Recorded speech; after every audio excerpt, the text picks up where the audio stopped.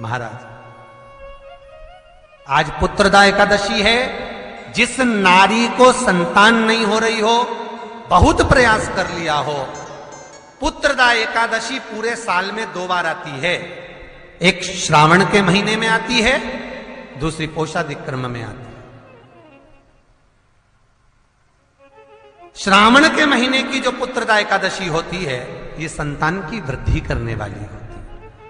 शंकर जी के मंदिर में जाकर, भगवान शिव के मंदिर में पूजन करके घी का 1 कटोरी में घी और 1 कटोरी में खीर शंकर के सामने रख देते हैं। भगवान शंकर के मंदिर पर चौखट पर घी का दिया लगा देते हैं। शंकर जी की चढ़ी हुई 1 बेलपत्र साथ में रखें और 1 बेलपत्र को उठाकर शंकर जी के मंदिर की चौखट पे ही बैठकर चबा चबा कर खा लेते हैं। जो 1 बेलपत्र लेकर आए हैं वो अपने पति को खिला देते हैं। कहते हैं पुत्रदा एकादशी के दिन ये कर लेने पर संतान की प्राप्ति हो जाती है, पुत्र की प्राप्ति हो जाती है। ये वो एकादशी है। सबसे पहला नियम एकादशी व्रत का, सबसे पहला नियम है कि आप जिस दिन व्रत करो उसके 1 दिन पहले भक्ति का संचार इस हृदय में कर लो। भक्ति का संचार इस हृदय में कर लीजिए। जिस दिन आप व्रत करो, जैसे एकादशी का व्रत कर रहे हो, तो दशमी के दिन शाम का समय जब आवे, रात्रि जब होने लगे, शाम का समय आवे और रात्रि का आप जब भोजन ग्रहण करो, तो उस भोजन में कोई ऐसा पदार्थ ग्रहण मत करिए जिस पदार्थ के कारण आपकी एकादशी बिगड़ जाए।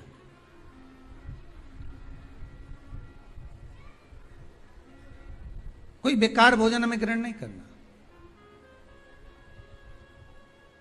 श्रेष्ठ भोजन ग्रहण करिए दशमी के। और एकादशी का दूसरा नियम बहुत ध्यान से सुनिएगा। जिस दिन आपकी एकादशी का व्रत हो, उस दिन प्रयास करिएगा कि अपने हाथ से किसी भी वृक्ष की कोई पत्ती टूटे ना।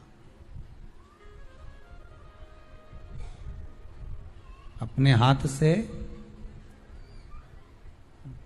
किसी भी वृक्ष की, पौधे की, किसी भी वृक्ष की पत्ती अपने हाथ से ना टूटे। बहुत ध्यान दीजिएगा महाराज। एकादशी का ये दूसरा नियम है कि अपने हाथ से किसी पौधे की, किसी वृक्ष की, किसी डाली की कोई पत्ती टूटे ना, कोई पत्ती ना टूटे, इसका प्रयास करिए।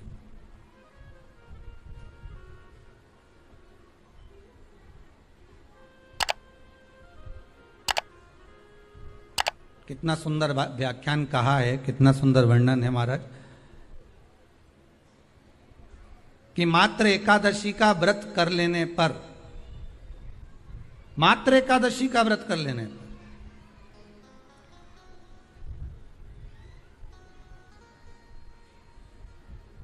जो पूर्व में किया गया हमारा पाप कर्म है, हमने किसी जीव की हत्या करी है, हमने किसी को कष्ट प्रदान करा है, हमने किसी को अपशब्द कहा है, हमने किसी को ताने दिए, हमने किसी को आड़ा टेढ़ा कहा है, हमने किसी को गालियां दे दी है, मात्र एकादशी का व्रत ही कर लेने पर ये सारे जो दोष हैं वो समाप्त हो जाते हैं।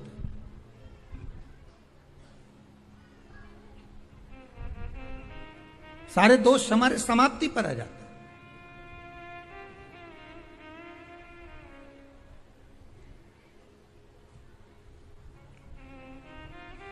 अब एक विचार करिएगा थोड़ा सा अपने मन में, अपने चित्त में, अपनी वृत्ति में एक बात उतारिएगा। एक अपने मन में एक बात को उतार कर रखिएगा कि आप अपने पाप को, अपने पाप कर्म को जिस दिन छिन्न करने वाले हो, समाप्त करने वाले हो, अपने पाप को आप जिस दिन समाप्ति पर लेकर जा रहे हो, तो उसके 1 दिन पहले आपको प्रसन्नता होना चाहिए कि नहीं होना चाहिए कि कल मेरा पाप कटने वाला है, कल मेरा पाप समाप्त होने वाला है। जो मैंने पाप कर्म करा है वो समाप्त होगा, जो मैंने पाप कर्म करा है वो कल समाप्त हो जाएगा। तो एक दिन पहले आपके चेहरे पर प्रसन्नता हो कि ना हो?